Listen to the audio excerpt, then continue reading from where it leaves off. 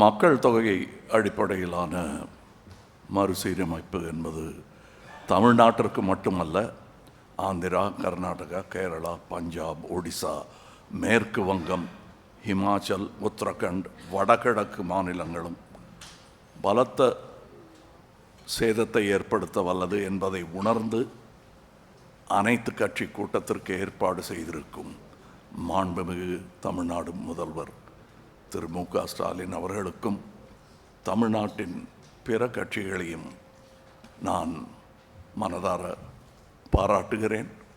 எந்த தேவையும் இன்றி பாராளுமன்ற தொகுதி மறுசீரமைப்பு எனும் பேச்சை யார் கிளப்புகிறார்கள், எந்த நேரத்தில் பேசுகிறார்கள், எதற்காக பேசுகிறார்கள் என்பதும் கவனத்திற்குரியது.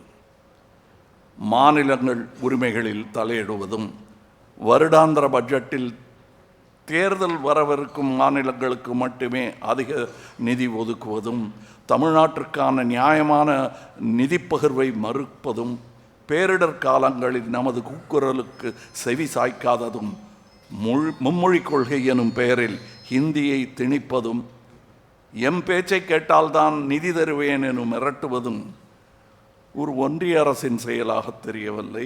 இன்றல்ல, நாளை அல்ல, எப்போதுமே பாராளுமன்ற உறுப்பினர்களின் எண்ணிக்கையில் எந்த மாற்றமும் கொண்டு வராமல் இருப்பதே ஜனநாயகத்தையும் கூட்டாட்சியையும் இந்தியாவின் பன்முகத்தன்மையும் காக்கும் என்பதே ஒரு இந்தியனாகவும் தமிழனாகவும் மக்கள் நீதி மையத்தின் சார்பாகவும் வலியுறுத்துகிறேன்.